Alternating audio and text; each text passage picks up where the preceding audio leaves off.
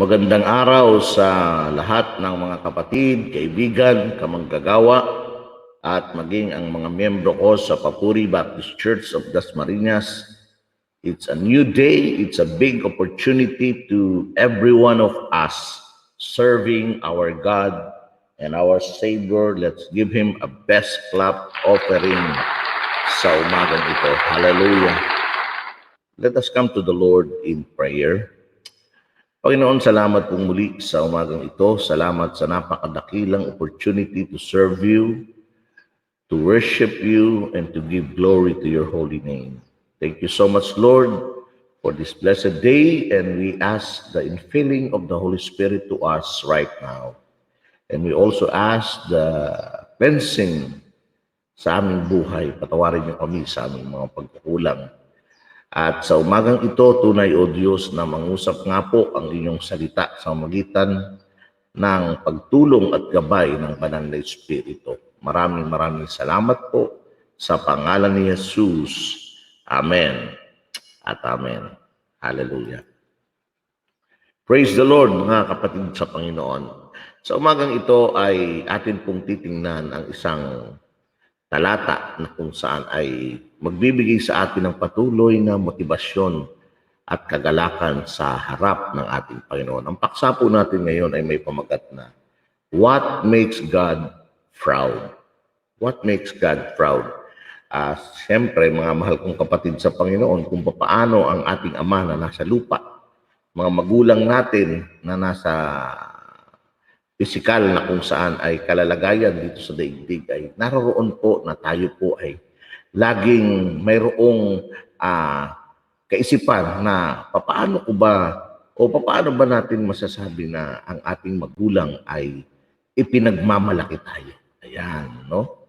Maganda paanong maunawaan natin yan. Maganda paanong maintindihan natin yan na kung saan ay isa rin niya naman talaga sa gusto nating magbigay ng paunawa sa bawat isa sa atin. Good morning, Pas. Magandang umaga, mahal kapatid na Israel sa Panginoon.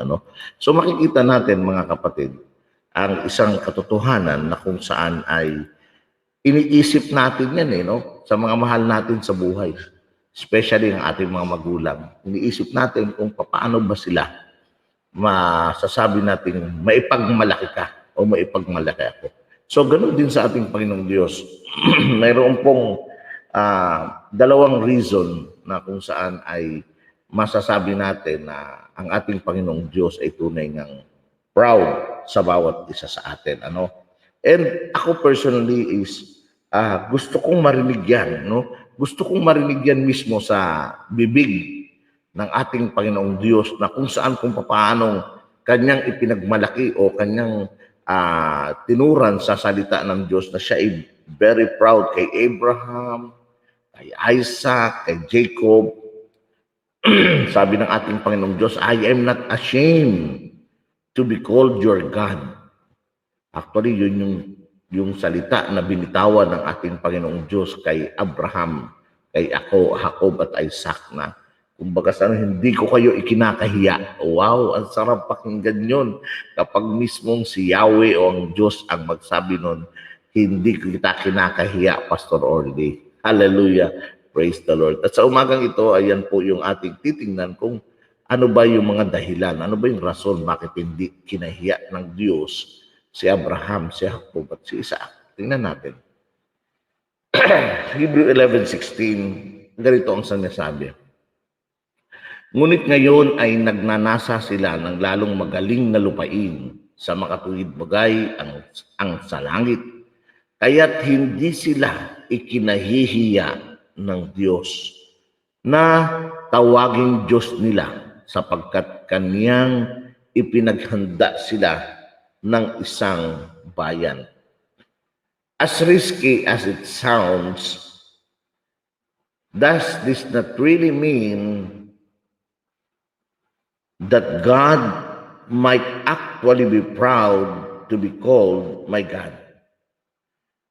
And fortunately, this possibility is surrounded in Hebrews 11:16.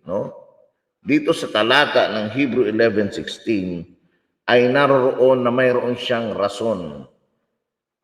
One, before, and the other reason is after. Before and after. Yan po yung rason na makikita natin dyan.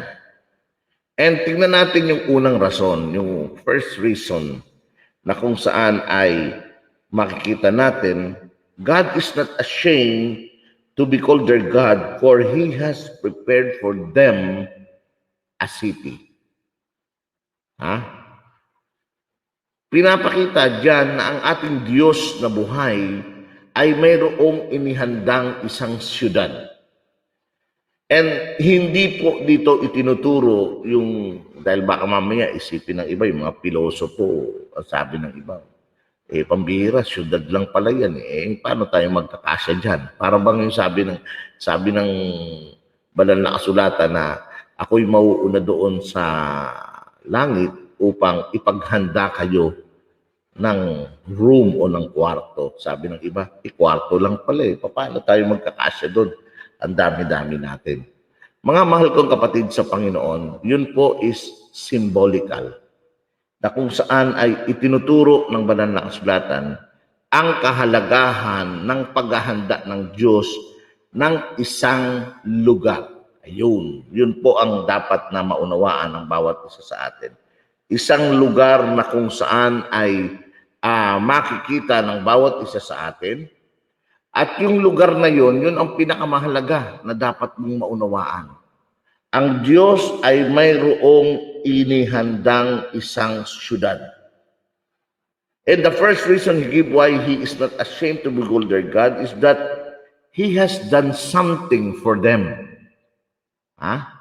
Merong ginawa ang Diyos na dapat na kung saan ay makita ng isang mananampalataya o ng isang nagtitiwala sa Diyos at ang ginawa ng Diyos ay walang iba kundi isang syudad, isang lugar na kung saan ay maunawaan ng bawat isa sa atin na kung saan sinasabi sa Hebrew 11:10, sapagkat inaasahan niya ang bayang may mga kinasasaligan na ang nagtayo at gumawa ay ang Diyos. Meron siyang inihanda, meron siyang preparation. At yung preparation na yun, yung paghahanda niya na yun ay para sa kanyang bayan. Naintindihan mo ba natin? Yung inihanda niyang lugar na yun ay para sa iyo. Yung inihanda niyang lugar na yun ay para sa iyo, para sa akin, para sa lahat ng mga tao na tumanggap at nanalig sa Panginoong Diyos bilang sariling Panginoon at tagapagligtas. Yun po ay inihanda ng Diyos at mismo Diyos ang gumawa para sa iyo at para sa akin. And because of that, the first reason He is not ashamed to be called their God is that He has worked for them.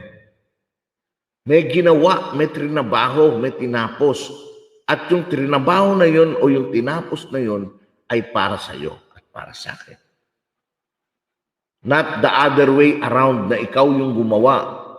Not the other way around na ikaw yung nagtayo ng isang lugar o ng isang place na kung saan ay ibibigay mo sa Diyos. But rather, ang Diyos mismo ang gumawa, nagtayo para sa iyo at para sa akin. That's why, ang sabi ng Panginoong Diyos,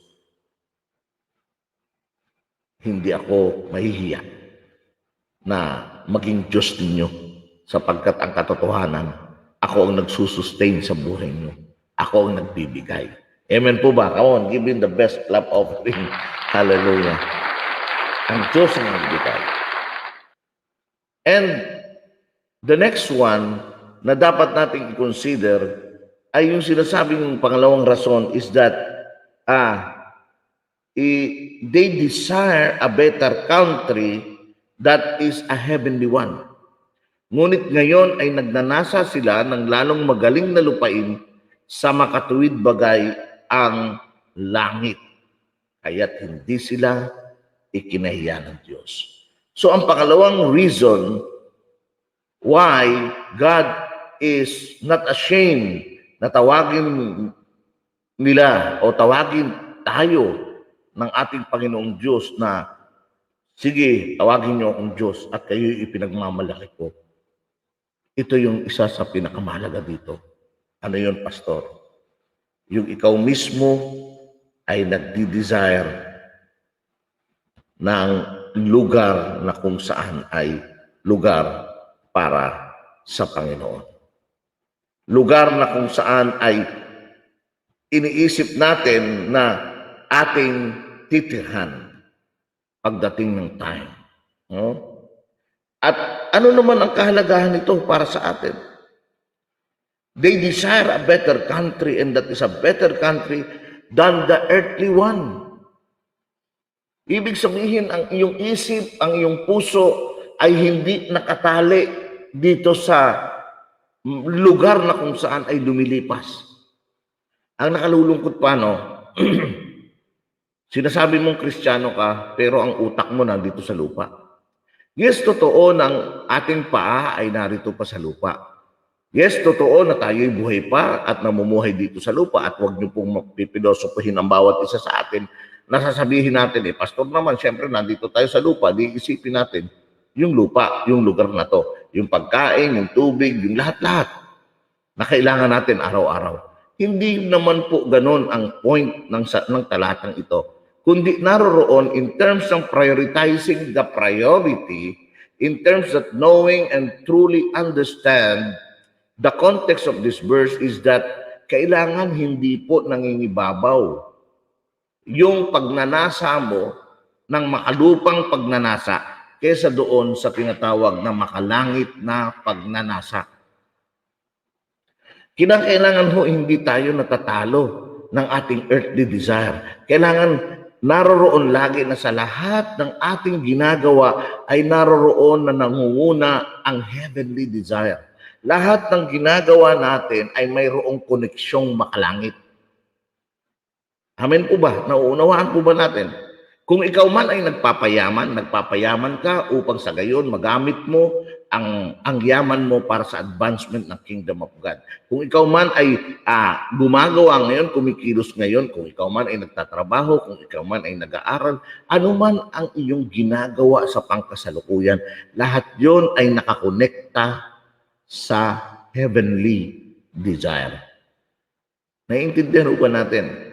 Ibig sabihin, mga kapatid, yung halaga ng buhay mo na tinitingnan mo sa pangkasalukuyan ay mayroong pagpapahalaga lahat patungkol sa makalangit na kaisipan. Kaya lang nakakalungkot nga ang iba, para bang alipin na, o para bang doon na sila para bang wala silang kamatayan, para bang ang mundo nila'y umiikot na lang dito sa mga pangyayari sa mundong ito. Mali po, mga mahal kong kapatid sa Panginoon. Kaya minsan masyado tayong nasasaktan kapag may mga bagay na naganap sa buhay natin na hindi natin kayang tanggapin, ay talagang yung sakit ay para bang minsan nade-depress tayo, minsan tayo ay nawawala ng ganang maglingkod sa Diyos dahil ang katotohanan, para bang andito lang yung buhay mo. Pero ang katotohanan, mga mahal kong kapatid sa Panginoon, kung ang iyong isip at ang iyong puso ay nakakonekta sa makalangit o sa heavenly desire, na alam mo sa sarili mo na mayroon pang mas mabuting lugar, mas mabuting bayan na kung saan ay inihanda sa iyong Ama, ang mangyayari doon ay naroroon na ikaw mismo bilang isang mananampalataya ay naroroon na mayroong uri ng paglakad at paglilingkod sa Diyos na kung saan iniisip mo, dapat kong ayusin ito, dapat kong pagbutihin ito, sapagkat bagamat mayroong mga negatibong nangyayari sa buhay ko, naniniwala ako na kung saan ay makakasumpong ako ng better country, at yun ay walang iba kundi yung inihanda ng aking Panginoon Diyos. So, yun po yung itinuturo na banal na kasulatan. At kapag ganoon ang nakita ng Diyos, kapag ganoon ang nakita ng ating Panginoong Diyos sa puso natin, sa puso mo, sa puso ko, sasabihin ng ating Panginoong Diyos, sa makatuwid bagay ang sa langit, kaya't hindi sila ikinahiya ng Diyos na tawaging Diyos nila, sapagkat kanyang ipinaghanda sila ng isang bayan. Hindi po mahihiya ang Diyos na ipagmalaki ka. Hindi mahihiya ang Diyos na ituro ka at sabihin ng Diyos, yan. Yang anak ko na yan si Madeline, yang anak ko na yan si Lizelle, yang anak ko na yan si Israel. naroroon na. Pinagmamalaki ko yan na ako'y tawagin nilang Diyos sapagkat yung mga taong yan ay nagdi-desire ng higit na mas mabuti sa kanilang buhay. Yes, totoo, nandyan sila sa lupa. Namumuhay sila sa lupa. Pero alam ko sa puso nila, nababasa ko ang puso nila, nakikita ko ang isip nila na ang kanilang desire ay ang makalangit na pagnanasa. When we make much of all that He promises to be for us, He is proud to be our God. And that is good news. So buksan natin mga kapatid ang ating mga mga mata. Isipin nating mabuti ang bagay na ito.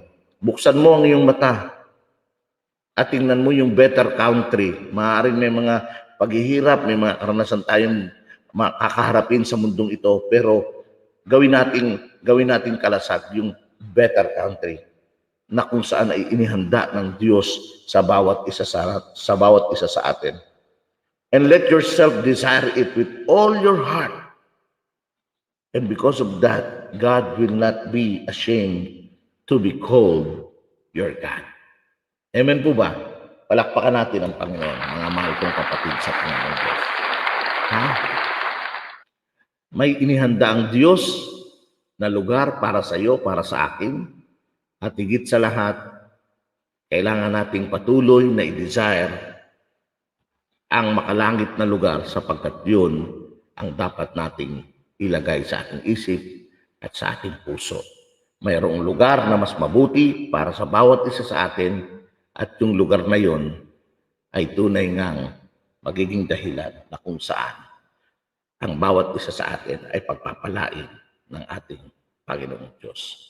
Magandang umaga po sa bawat isa sa atin. Nawa tayo po'y napaalalahanan ng salita ng Diyos na ang sarap kaya na maisip at masabi natin sa ating sarili, yes, Lord, pinagmamalaki ako ng Panginoon sapagkat ako ay isang anak niya na nagdi-desire ng mga maalangit na pag-desire o isang lugar na kung saan siya mismo ang gumawa. Yun ang ating focus. Praise the Lord. Magandang umaga sa Diyos ang papuri. Tayong lahat ay umuko at manalangin. Panginoong Diyos na makapangyarihan sa lahat, maraming salamat sa umagang ito sa pagbibigay niyo sa amin ng paalalang muli patungkol sa masigit na mabuting lugar. Totoo na merong sakit dito, merong mga iba't ibang nararanasan kami na nagiging dahilan upang kami masaktan, maaaring kami ay ma-depress o ano paman. Pero Lord, salamat sapagkat pinaghanda mo kami ng isang lugar na kung saan ang lugar na ito ay aming patutunguhan. At ito po yung ninanasa ng aming puso. At habang inaantay namin yung mabuting loob, magandang lugar na yun, kami naman, Panginoon, ay patuloy na nagbibigay ng kapurihan at kaluwalhatian sa iyong banal na pangalan. Maraming salamat po, Ama, sa iyo po ang papuri at pagtakila sa pangalan ni Jesus na aming Panginoon at tagapagligtas. Amen at amen. Muli, magandang umaga, mga mahal kong kapatid sa Panginoon. Sa Diyos ang papuri, mag-ingat po tayong lahat. God bless you all. Soli Deo Gloria.